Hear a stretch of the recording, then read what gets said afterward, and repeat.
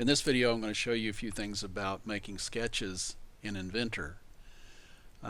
Normally, if I were going to start a new part, I could just pick right here on this button that says Part, but I want to show you something else about that. If you come up here to the ribbon and select New and then pick on New again, this dialog box opens, and then we would go pick on Standard IPT. But I want to point something out. With our Standard IPT, if we pick English, the IPT's units will be in inches. If we choose metric and then we look at a standard IPT, we will have our units are going to be in millimeters. So I'm going to go back to the English units, which will be inches, and I'm going to double click on that, which is going to open up a new sketch in Inventor.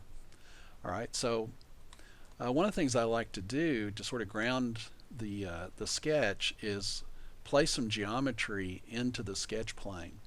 And so the way we do that, you can come over here to the browser, and where it says origin, there's a plus sign. Pick on the plus sign, and that's going to expand the YZ plane, the XZ plane. We're already on the XY plane, and then we'll see some axes, and we'll also see the center point. Now, if we would like to project some of that geometry into our sketch that we can use to dimension to or to locate objects from, what we can do is come up here to this tool, which is called Project Geometry. And when you do that, pick on the arrow, pick on Project Geometry, and you actually need to come down and pick on this icon here, Project Geometry. At that point, it says select the edge, vertex, work geometry, whatever that you want to project, and you can actually come right over here to your browser and pick on center point, for example, and you can see now that it projected a center point into there. You could also project, in fact, let me show you this a little bit better. I'm going to go to my home view. If I project my XY plane onto the, if I project my YZ plane onto the XY plane. Now the flat plane here, this is the XY plane, but you can see the YZ plane. If I project it, what it leaves behind is just the line that intersected with the XY plane where it came through. And I can do the same thing with the XZ plane. If I pick on it, it just projects its edge where it intersected with the XY plane. So I'm going to go to my front view. In my front view, I'm looking directly on the XY plane. We would say that I'm normal to the XY plane.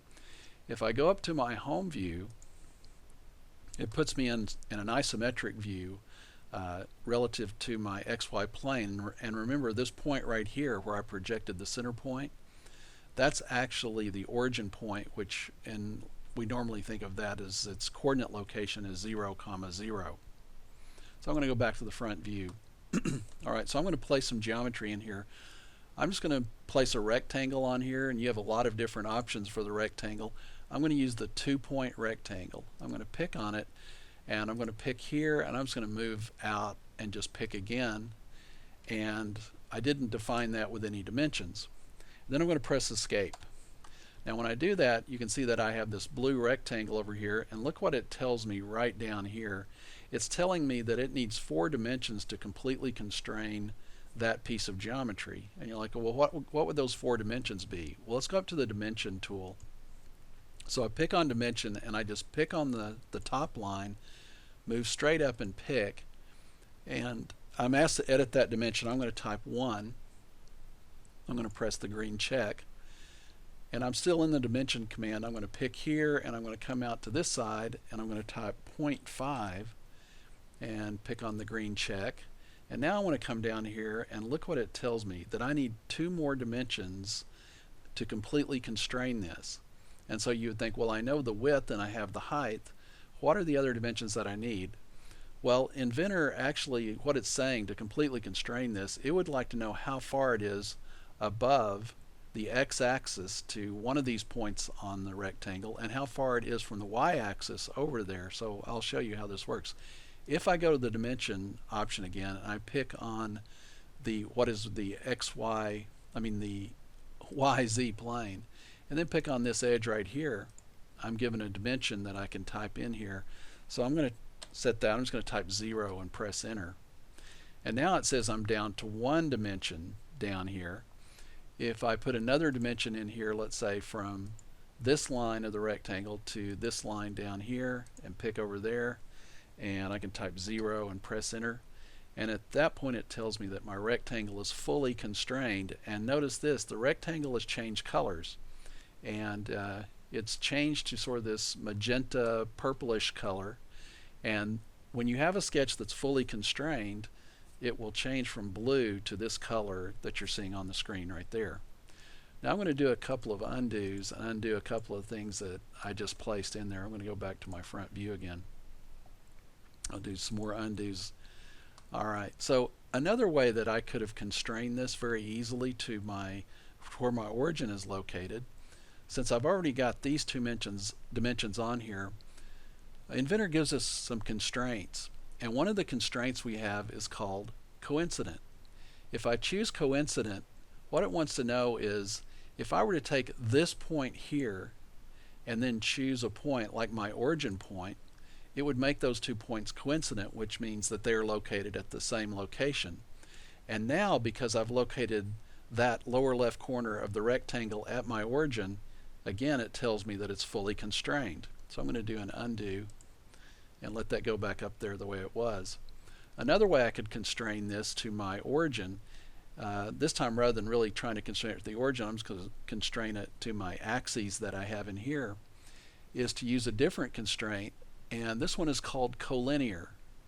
And when two lines are collinear, they lie on the same path, they lie on the same line. So if I choose this edge of the rectangle and I choose this edge of that axis, just pick on that axis, it makes that line and this axis collinear. If I choose this line and I choose this axis, it makes that collinear, and again I'm fully constrained down here. Okay, so I'm going to do another undo and bring it back to here, and I'm going to erase this out, and I can do a right to left pick just like with AutoCAD. It selects everything, and then I can press delete and get rid of that. Now let's say that I'm a very poor sketcher and I'm going to try to do a rectangle, so I choose the line command. Let's say that I pick this line and I don't quite get it horizontal, and I do that, and I do that, and I do this, and at the end I don't even completely close my rectangle. Now you can see it's blue. That's because it's not fully defined yet or fully constrained. But I'm going to show you how to use constraints to clean all this up. The first thing I would probably do is go to this constraint here, which is the horizontal constraint. Pick on that and just pick the bottom line, and that makes the bottom line horizontal. And you can see it puts this little symbol. We call that a glyph, and that's the glyph for horizontal. The second thing I could do is say I want to go to my parallel constraint, and I want to make the top line parallel to this line. And since this line is locked into being horizontal, then this guy has to become horizontal in order to be parallel to it. Now you can see the two glyphs that are showing up for parallel, and the next thing I could do is actually choose this edge and choose this edge and make those two parallel. Now the problem is, when I did that, it made them parallel, but they're not perpendicular to this plane here. So let's go to perpendicularity. Let's pick on perpendicular, and let's choose this, and let's choose this. And you notice with those becoming perpendicular, and because these two were locked to be parallel, then they are working out to be parallel. Now my corner down here is still not closed, so what could I do? Well, I'm going to try the coincident constraint, and I'm going to choose the endpoint of this line, and I'm going to choose the endpoint of this line, and in doing so it makes the endpoints of those two lines coincident, and again that means that they're located at the same point. And so now I'm back to having a rectangle again, and of course I went about it the long way by having to draw constraints, but it just shows you that even if you draw kind of carelessly, like for example that line right there, if you need that line to be horizontal, just pick on the horizontal constraint and pick on it like that. I'm going to do an undo. If you wanted that to be vertical, there's a vertical constraint right here, and you can pick that, and that will make it vertical. I can undo that, and I'll show you another one. There's one up here called equal, the equal constraint. If you pick on equal, and let's say I pick this line here and I pick this line here, what it does, it will shorten this line to be equal to that line right there. Now they're not parallel to each other, So I could go up here and choose on parallel, and I can say, okay, I want this line and this line to be parallel to each other, and they're also equal. Now, what's the ramifications of these two lines being equal? If I put a dimension on this line here, and let's say I just make that 1.25 and then pick on my check right here, it shortens that to 1.25, but it also shortens this line to 1.25 because they're equal. Now, I'm going to go ahead and just pick on this line and highlight it and press delete. I actually have to do escape first because it was still in the dimension command. So I'm going to pick on that and then press delete and take that guy out of there. So it's telling me 3 dimensions are needed to completely constrain this. So another dimension that I would need would be this guy here. And then if I want to further constrain it so that it's located relative to my origin point, I could use the coincident constraint and I could pick this corner. But let's say I want to pick this corner up here for my coincident. I'm going to pick on that. I'm going to pick the origin point, and it makes those 2 points coincident. All right. So there's lots of things you can do with constraints, and that'll clean up your sketches. Now, once you have your sketch defined, all you need to do is pick Finish Sketch, or simply type E, which will put you into the Extrude command. So I'm going to finish this sketch, and I'm going to go over to my Extrude command. I'm going to pick on that, and so automatically Inventor thinks that I want to extrude this in one direction or the other, and you can see this is my direction. When I'm coming in this direction, this solution is checked. If I pick on this solution right here, it's going to go in the negative Z, which goes behind my XY plane. When it's on this one, it's going in front of my XY plane. But I want to show you another option. The reason why this is a solid model is because this is checked over here, the button that says solid. If I choose surface model instead, you'll notice that when I pull this back, what it does is it takes the lines of that rectangle and it projects them as edges, which creates a surface model. So if you're ever trying to extrude something as a solid model and it comes out looking like a surface, more than likely the geometry that you sketched was not completely closed. That is, it still had an opening at one corner or something like that, which prevented it from projecting as a solid. So if I come back over here and I pick on the solid solution again, you can see how that guy would work right there. I can pick OK, and there's my model. Okay, so now remember, this is the home view right here when I pick on that house. If I pick on the front view of my view cube, it gives me the front view. If I pick on this triangle right up here at the top that's above the front view, it gives me the top view. If I come back to the home view, I'm there again. The home view is this front corner of the view cube. You see how that's sort of lit up in blue? If I go to this corner over here on the opposite side and pick, it spins it around. If I go to the one underneath it, it's going to pull my view up like that, and I can see the underside of it. So being able to manipulate the view cube is also important. If you pick just right on the side, like about halfway down on an edge, it gives you that edge right there and you're not in a normal view because this is an inclined plane and this is an inclined plane right here, but this edge is true length to your point of view. Alright, so if you ever get turned around, all you need to do is go back to the home view.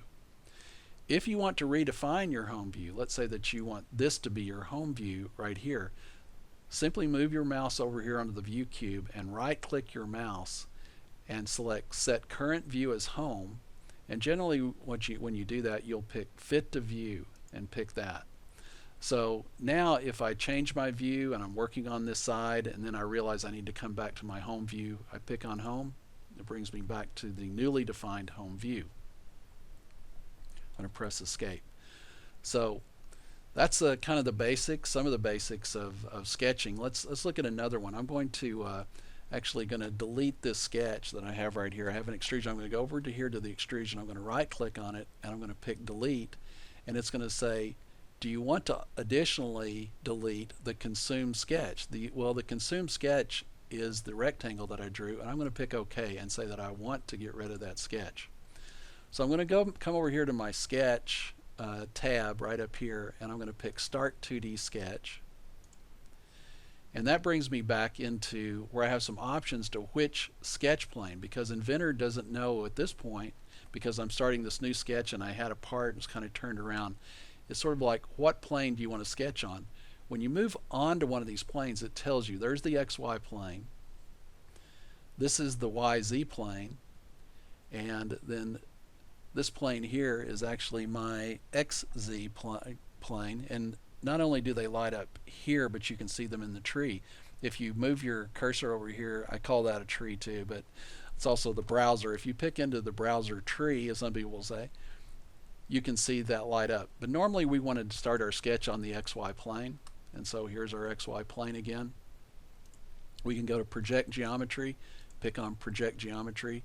We can project those two planes onto the XY plane. We can also project the center point again.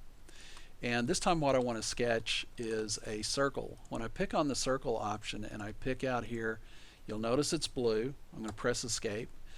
It says it needs 3 dimensions. That's because, first off, we need to define a diameter for it. So I'm going to make the diameter of this guy 1 and press Enter.